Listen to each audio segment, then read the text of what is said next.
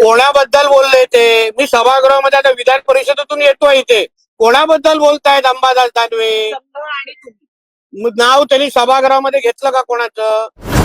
तुम्ही एवढ्या ज्येष्ठ पत्रकार आहात, एवढ्या ज्येष्ठ पत्रकार आहात, मला दाखवा.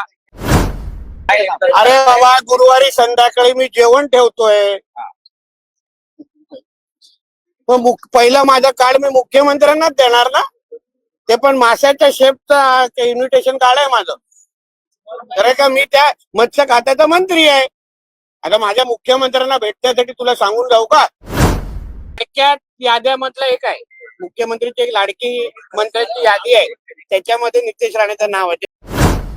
तुझा संपादक तुला सकाळी तंबी देऊन बोटेल. मी बोललो काय तुला? काय मग नितेश राणे आतापर्यंत का बोलला नाही? यासाठी आलेलाच नाही तुम्हाला कॅबिन मध्ये आतापर्यंत, कारण का तुझ्या संपादकाने तुला तंबी दिली. हे सांग पहिलं. माझ्या तोंडी कोणी लागू नये. मी त्याच्यातला दुसऱ्या मंत्र्यांसारखा नाही. राज्याचे मुख्यमंत्री आदरणीय देवेंद्र फडणवीसजी, उपमुख्यमंत्री आदरणीय एकनाथ शिंदेजींनी अधिकृत पद्धतीने विधिमंडळामध्ये, विधानसभेमध्ये निवेदन केलेलं आहे. राज्याचे मुख्यमंत्री, जे राज्याचे गृहमंत्री पण आहेत, त्यांनी जे काय काल नागपूर घटना घडली त्याबद्दल सगळी माहिती दिलेली आहे. ते नेमकं कोणी, म्हणजे सकाळी बजरंग दल आणि VHP आणि हिंदुत्ववादी संघटना आंदोलन करत होते, त्याच्यानंतर दुपारी 3 वाजेपर्यंत तो सगळा विषय मिटलेला, संपलेला. मग संध्याकाळी काही आंदोलन करण्यासाठी रस्त्यावर आले, आणि म्हणून ह्या सगळ्या गोष्टी, घटना बघितल्यानंतर या सगळ्या प्रीनियोजित होता असा सगळ्याचा वास येतोय. काही गोष्टी ठरवून केलेल्या होत्या. ठरवून म्हणजे इथे अशी दंगल घडवायचीच आहे अशा काही लोकांची तयारी होती का, ह्याचे पण थोडी आता जरा त्याच्या बाबतीमध्ये चौकशी होणार. शेवटी हे राज्य, ह्या राज्यामध्ये तुम्ही काही येऊन घडवणं हे असं सोपं राहिलेलं नाहीये. किती आमच्या पोलीस बांधवांवर, आता हे कोणाच्या कुठल्या संविधानामध्ये लिहिलेलं आहे, कोणाच्या चौकटीमध्ये बसतंय की एवढ्या मोठ्या प्रमाणामध्ये जे आमचे पोलीस खातं तिथे शांत करण्यासाठी आणि कायदा आणि सुव्यवस्था राखण्यासाठी तिथे उपस्थित होतं, त्यांच्यावर हल्ला करण्याचं काय कारण आहे? कशाला त्यांच्यावर हल्ला केला? एकाचा आमच्या DCP लेवलच्या अधिकाऱ्यांवर, कुऱ्हाडीवर हल्ला केलेला आहे, कुऱ्हाडीने हल्ला केलेला आहे. हे अशा पद्धतीचे आंदोलन कुठल्या चौकटीत होतात? आणि आमच्या पोलीस बांधवांवर हल्ला केल्यानंतर तुम्हाला वाटतं सरकार म्हणून आम्ही गप्प बसणार? पाकिस्तानचा अब्बा आठवणी देईल अशी कारवाई आता होणार आहे. मग कळेल काय असतं ते, पोलिसांवर हल्ला करून काय होतं ते. म्हणून आंदोलन करण्याचा अधिकार प्रत्येकाला आहे ना, पण हे कुठल्या प्रकारचे आंदोलन आहे ज्याच्यामध्ये पोलिसांवर हल्ला करायचा, कुऱ्हाडीने हल्ला करायचा पोलिसांवर? कशासाठी? कोणी हिंमत दिली आहे? म्हणून ही सगळी हिंमत तोडण्याचं काम आमच्या देवाभाऊचं सरकार निश्चित पद्धतीने करेल, एवढा विश्वास महाराष्ट्राच्या जनतेला देतो. विरोधकांनी मात्र आज तुमच्या विरोधात आंदोलन केलं आणि तुम्ही द्वेष पसरवणारी वक्तव्य करता, त्यामुळे तुम्हाला तुमच्या पदावरून ताबडतोब हटवण्यात नाही, पण कुठल्या विरोधकांनी आंदोलन केलं? सभागृहामध्ये कोण बोलत नाही. कोणी आंदोलन, म्हणजे सभागृहामध्ये एकाने पण काही बोललं नाही याबद्दल, ज्याच्याबद्दल तुम्ही मला प्रश्न विचारताय. पायऱ्यांवर काय होतं त्याच्यावर बोलण्याचा काय अर्थ आहे? सभागृहामध्ये जाऊन अगर कोणी अशा पद्धतीची काय मागणी केली असती, माझं नाव घेऊन मी सभागृहामध्ये सकाळी 11:10 पासून उपस्थित आहे. एकाने पण माझं नाव घेतलेलं नाही. कोणीही माझ्या नावाचं नोटीस दिलं तर मी कशाला उत्तर देऊ? तुम्ही विरोधकांना इथे बोलवा, त्यांना चहा नाश्ता द्या, त्यांना विचारा. पाहिजे तर मत्स्य खात्याचा मंत्री म्हणून मासे पण पाठवतो. कोणी केली मॅडम? एक अधिकृत सभागृहामध्ये कोणी अशी मागणी केलेली मी ऐकलेली नाही. तुमचे कॅमेरा लागलेले आहेत, सभागृह तुम्ही सकाळपासून कव्हर करताय. कोणी अशी मागणी केलेली ऐकली आहे का? मी कशाला उत्तर देत बसू? ही मागणी झालेली नाही.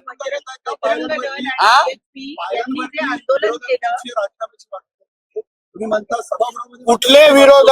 मला जी काय फोटो कोणीतरी दाखवला मागे विरोधक, त्याच्यामध्ये आमचे सत्ताधारी पण आमदार होते, एक 7-8 टकली कोणतरी बॅनर माझा फोटो लावून वापरत होते.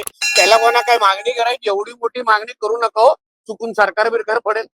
बजरंग दल आणि BJP यांनी ते आंदोलन साहेब,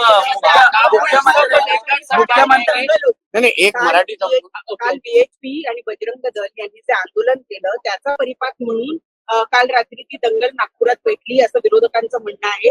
सातत्यानं द्वेषपूर्ण वक्तव्य करणं आणि पण ते सकाळचं जे आंदोलन आहे ते कशासाठी झालं? कशासाठी झालं? BHP आणि बजरंग दल आणि हिंदुत्ववादी विचाराचे जे संघटना आहे त्यांनी आंदोलन कशाला केलं? म्हणजे ह्या राज्यामध्ये या मुद्द्यावर आंदोलन करण्याची काय चूक आहे का? की त्याला लगेच तुम्ही संध्याकाळी पोलिसांना मारेपर्यंत तुम्ही वातावरण खराब करणार? म्हणजे एवढं तुम्हाला वाईट वाटलं सकाळचं आंदोलन की तुम्हाला तिथे? मला एक आश्चर्य वाटलं, तिथला जो एक भाग आहे तिथे रोज एका विशिष्ट धर्माचे लोक पार्किंग करतात. कालच तिथे पूर्ण पार्किंग केली नाही तिकडे. म्हणजे प्री नियोजित होतं का? आता जे आमच्या मुख्यमंत्री साहेबांनी सभागृहामध्ये सांगितलं, ट्रकभर दगड आले कुठून? ट्रकभर दगड तिथे का ठेवलेले आणून? म्हणजे काय उद्दिष्ट होता? काय उद्दिष्ट होतं त्याच्या मागचं?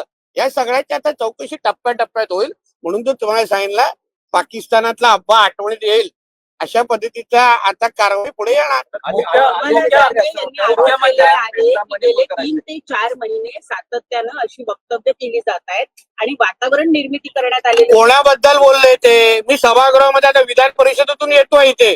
कोणाबद्दल बोलतायत अंबादास दानवे? आणि तुम्ही नाव त्यांनी सभागृहामध्ये घेतलं का कोणाचं? मॅडम तुम्ही एवढ्या ज्येष्ठ पत्रकार आहात, एवढ्या ज्येष्ठ पत्रकार आहात, मला दाखवा व्हिडिओ दाखवा. विरोधक रेकॉर्डवर माझं म्हणणं काय, सभागृह चालू आहे, तुमच्यातले असंख्य लोक वर्षांवरचे सभागृह कव्हर करतात. फ्लोर ऑफ द हाऊसवर ज्याचे विषय चालतात त्याबद्दल स्पष्टीकरण द्यायचं असतं. आता अमेरिकेमध्ये बसून कोणी माझी अगर राजीनाम्याची मागणी केली तर इथे बसून ट्रम्पने राजीनामा दिला पाहिजे, हा हे असं कोणी बोलू शकतं? आमच्यातले असे काही आहेत कलाकार आतमध्ये. नितेश राणेचे अर्जन मुख्यमंत्री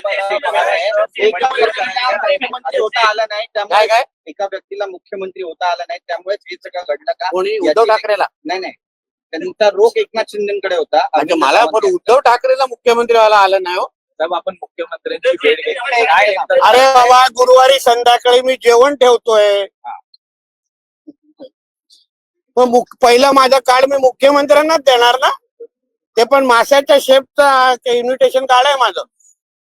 खरं का? मी त्या मत्स्य खात्याचा मंत्री आहे. आता माझ्या मुख्यमंत्र्यांना भेटण्यासाठी तुला सांगून जाऊ का? हो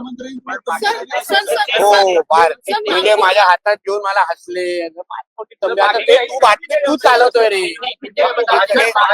बातमी चालवतोय.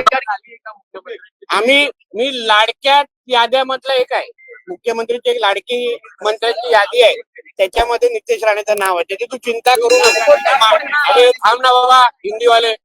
मला म्हणणं आहे, तुम्ही माझे मुख्यमंत्री माझ्यावर काय बोलते याची चिंता तुम्ही करू नका. तुझ्या घरात मी डोकवतो काय? तुझा संपादक तुला सकाळी तंबी देऊन पोटेल. मी बोललो काय तुला? काय मग नितेश राणे आतापर्यंत का बोलला नाही? यासाठी आलेलाच नाही तू माझ्या कॅबिन मध्ये आतापर्यंत, कारण का तुझ्या संपादकाने तुला तंबी दिली हे सांग पहिलं. माझ्या तोंडी कोणी लागू नये. मी त्याच्यातला दुसऱ्या मंत्र्यांसारखा नाही. काय? अरे कितींदा बोलू? माझे जुने व्हिडिओ बघ ना तू. रोज तो बघतोस आणि फोन करतोस. भाजपाला महाराष्ट्राचा पेटता मणिपूर करायचा. काय भाजपाला महाराष्ट्राचा पेटता मणिपूर करायचा. अरे बापरे. अरे जाऊन दिलं. पेटवणं आणि त्याचा काय संबंध रे बाबा? हा, पेटवणं आणि जयदीप हे प्रश्न पेटवण्याचा विचारलं तर काय संबंध? पहिलं कंठ तरी फुटून दे, मग पेटवण्याबद्दल बोल. शिवजयंतीच्या संध्याकाळी अशा पद्धतीची नागपूरची घटना आली आहे. त्याच्यानंतर 24 तासामध्ये विविध जिल्ह्यांमध्ये अशा घटना पुढे येताना बघायला मिळतात. कुठल्या जिल्ह्यात झालंय? जालन्यामध्ये देखील झालं. जालन्यामध्ये ते झालं मॅडम. ते एका स्टेटस ठेवण्यावरून, ज्याच्याबद्दल सन्मान्य अर्जुन खोतकरजीने सभागृहामध्ये ती माहिती दिली, त्याच्यावर आदरणीय मुख्यमंत्र्यांनी सांगितलेलं आम्ही त्याच्यावर सक्त वक्तव्य करू, म्हणजे आम्ही त्याच्यावर कारवाई करू. जमला विषय, त्याच्यावर कारवाई होणार. दुसरं कुठे? तो विषय वेगळा होता आणि हा विषय नागपूरचा वेगळा होता. पण अजूनही सोशल मीडियाच्या सोशल मीडियाच्या माध्यमातून छत्रपती शिवाजी महाराज असो, संभाजी महाराज असो यांच्याविषयी हो, पण जे जे असे कार्टे आहेत ना, पुन्हा देखील हे जे असे जिहादी माइंडसेटचे कार्टे आहेत ना, मानसिकतेचे, त्यांना सगळ्यांना बरोबर चोप देणार. आमच्या राज्यामध्ये राहून कोणी शिवाजी महाराज आणि संभाजी महाराजांच्या विरोधात भूमिका घेणं शक्यच नाही. त्यांना काय शासन करायचं आमच्या राज्य सरकार करेल ना. अबू आझमी यांचं वक्तव्य याला सगळ्यांना जबाबदारी आहे. सुरुवात त्यांनीच केलेली आहे. अरे बाबा, सुरुवात त्यांनीच केलेली आहे.